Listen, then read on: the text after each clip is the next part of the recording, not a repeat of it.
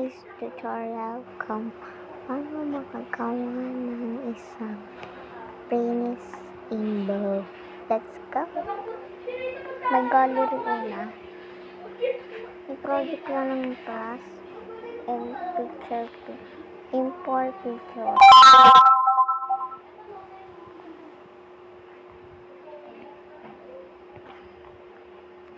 So guys, ang una ko dito import nyo siya, diba? Tapos, ayan, tapos i-turn up natin. Katulad ng puti.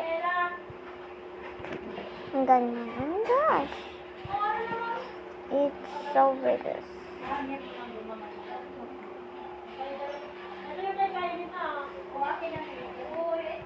Oh, honey.